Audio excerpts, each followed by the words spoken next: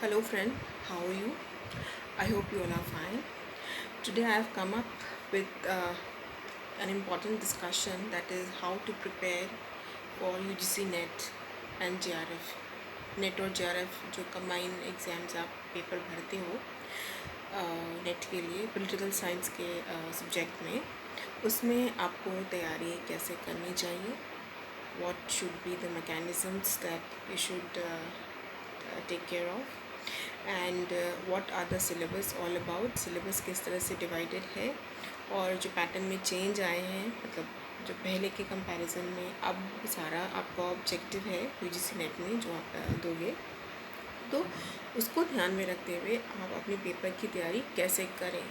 तो आज मैंने इसलिए ये इंट्रोड्यूस किया है, ये यूजीसी नेट का प्रिपरेशन कैसे करना है, क्या आपके जो यूनिट्स हैं किस तरह से डिवाइडेड हैं, और उसमें से आप जो भी यूनिट्स आपके डिवाइडेड हैं उस यूनिट्स में कौन कौन से टॉपिक्स इम्पॉर्टेंट है जिनको आप कवर करो, और what are the readings that you need to follow. So these are important things which I think is important while discussing the UGC NET preparation. So let's begin with the syllabus. तो ये तो तीन sub division में divided है। पहला आपका जो या रिसर्च एप्टीट्यूड का पेपर होता है, टीचिंग और जो लॉजिकल रीजनिंग वाला होता है पेपर, जो फर्स्ट पेपर होता है, उसके लिए आपको अलग तैयारी करनी पड़ती है। रिसर्च से रिलेटेड क्वेश्चन होते हैं, टीचिंग एप्टीट्यूड होता है, थोड़ा बहुत जनरल क्वेश्चंस करंट अफेयर्स कई बार पूछ लेते हैं एजुकेशन से रिलेटेड। फॉर एग्जांपल कौन से चैनल्स में कौन सा एजुकेशन जो है आ रहा है, इस तरह की जो क्वेश्चंस हैं उस वो भी कई बार ही आते हैं। तो ये आप इंडिया या बुक से भी कवर कर सकते हो, एजुकेशन वाला जो प्लेटफॉर्म है। तो पहला जो है आपका यूजीसी नेट का प्रिपरेशन, जिसमें आपके एप्टीट्यूड है, उस पर मैं अगेन फिर से डिस्कशन करूँगी। So right now I will focus on the second and the third paper. Political science का जो सेकेंड और थर्ड पेपर है उस पर मैं फोकस करना चाहती हूँ। तो सबसे पहला तो आपका जो है यूनिट्स में एक है political theory. Political theory students, आप लोगों ने जो बच्चे एमए कर चुके हैं उनके लिए, तो आपने अगर ग्रेजुएशन किया है, फॉर एग्जांपल अगर ऑनर्स कोर्स किया था, तो आपके लिए ज़्यादा इजी होता है। कुछ बच्चे बीए प्रोग्राम से भी एसओएल के थ्रू इग्नू कर रहे हैं, या फिर एसओएल के थ्रू एमए कर रहे हैं, इग्नू के थ्रू एमए कर रहे हैं, या फिर किसी और मैकेनिज़म्स के थ्रू भी एमए कर रहे हैं, डिस्टेंस लर्निंग है, they also want to sit for NET. तो उनको मेरा एक यही सजेशन है that okay you are preparing for NET, but keep a backup also, क्योंकि ये बहुत ज़रूरी है कि जब आप यूजीसी नेट की प्रिपरेशन कर रहे होते हो, तो अगर आपका बैकग्राउंड है तो अच्छा है, आपको सपोर्ट होता है। अगर नहीं है तो फिर आपको बहुत स्क्रैच से शुरू करना पड़ता है, डिटेल से पढ़ना पड़ता है, क्योंकि डिस्क्रिप्टिव है नहीं, ऑब्जेक्टिव्स है। तो ऑब्जेक्टिव्स में even a minute detail is very important. For example political theory का अगर हम कोई क्वेश्चन उठाती हूँ अगर मैं, कि नेगेटिव एंड पॉजिटिव लिबर्टी का जो कॉन्सेप्ट है कि किस जो है थिंक करने दिया है, बहुत सारे नाम होंगे, हीगल है, मार्क्स है, प्लेटो है, आइसिया बर्लिन है। आंसर है आइसिया बर्लिन। तो आपको जो है लिबर्टी पढ़ रहे हो, इक्वालिटी पढ़ रहे हो, राइट्स पढ़ रहे हो, जस्टिस पढ़ रहे हो, ये सारे आपके कॉन्सेप्ट्स में हैं। Unit first that is political theory. तो यू हैव टू बी थरा विद द कॉन्सेप्ट। कॉन्सेप्ट आपको पता होना चाहिए। ये नहीं कि आपने जैसे डिस्क्रिप्टिव एग्ज़ाम्स में आप तैयारी कर रहे होते हो कि चलो कुछ पढ़ लिया कहीं से, कुछ कॉपी पेस्ट और किसी से देख के कर लिया। यहाँ पे क्या है, आपका कॉन्सेप्ट क्लियर होना चाहिए और क्लैरिटी होनी चाहिए कि ये कॉन्सेप्ट किसने दिया, तभी आप वो आंसर जो ABCD है उसमें आप सही पे आप टिक करोगे और आपका आंसर करेक्ट होगा, यू विल गेट मार्क्स। ठीक है।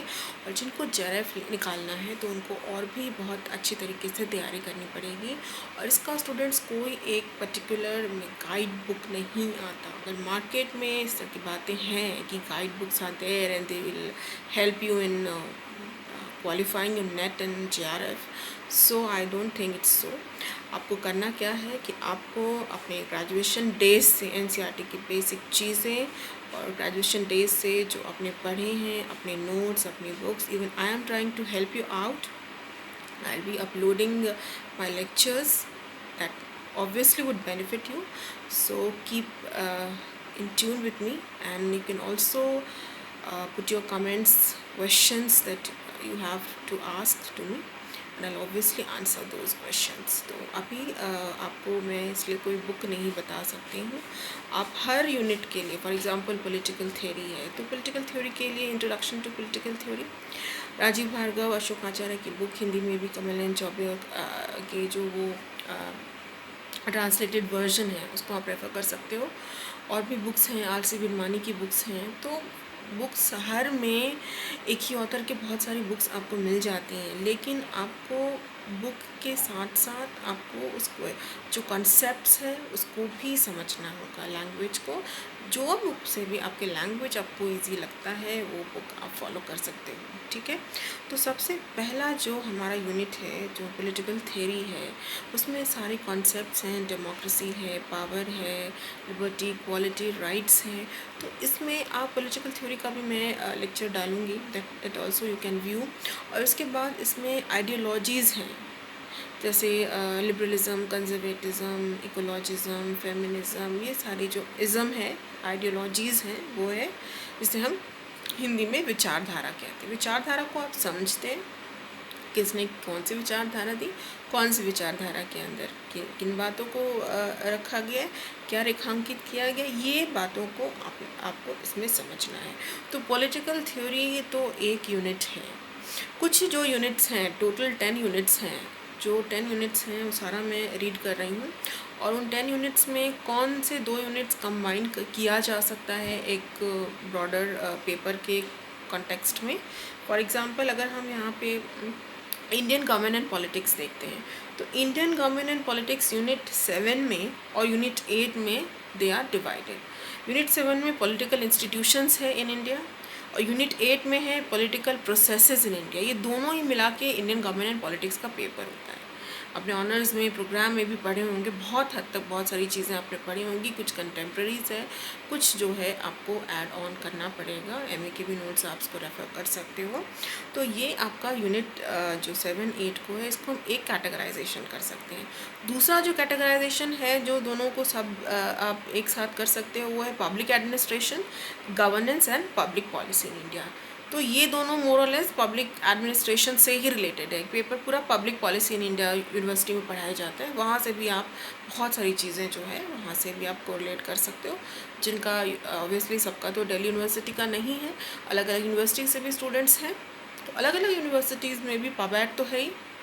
तो पब्लिक एडमिनिस्ट्रेशन में अगर पब्लिक पॉलिसी नहीं है तो आप पब्लिक पॉलिसी की बुक मोहित भट्टाचार्य की और विद्युत चक्रवर्ती की भी अच्छी बुक्स हैं, उसको आप रेफ़र कर सकते हो.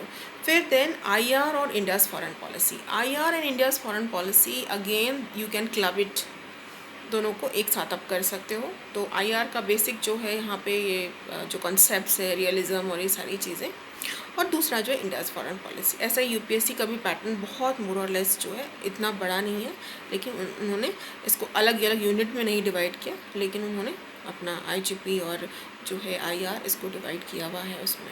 अब जो यहाँ पे जो बहुत ही अलग है वो है comparative political analysis. Comparative political analysis में आपके स्टेट का जो आइडियाज़ है और थोड़ा सा एनजीओ, सोशल मूवमेंट्स, ये सारे जो है टॉपिक्स, इसमें डेमोक्रेटेरियन या ऑटोक्रेटेरियन जो सिस्टम्स हैं, पॉलिटिकल सिस्टम्स कैसे रन करते हैं, ये सारी चीज़ें जो है.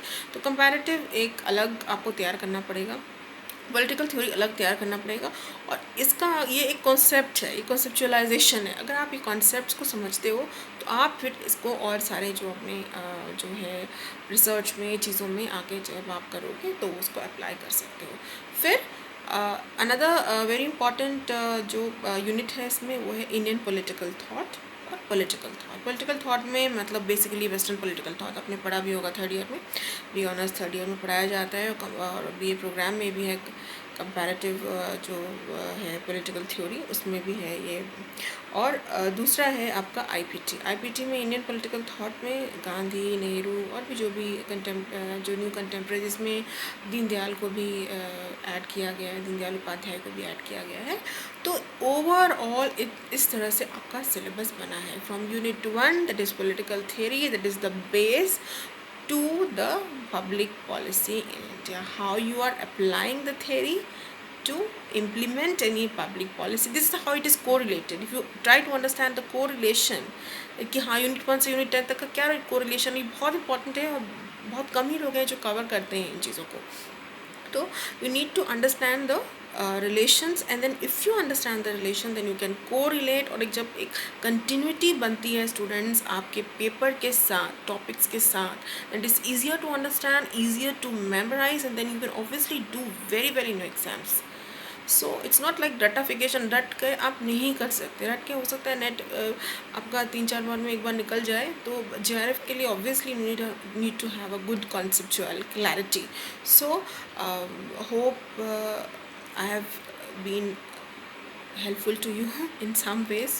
So next time again I'll come up with another discussions. I will start with the state political theory के जो important topics हैं उसमें से questions किस तरह से आते हैं basically उस पर मैं cover करूँगी. जो भी questions हैं पुराने questions जो हैं उसके आधार पर I will tell you, I'll help you out.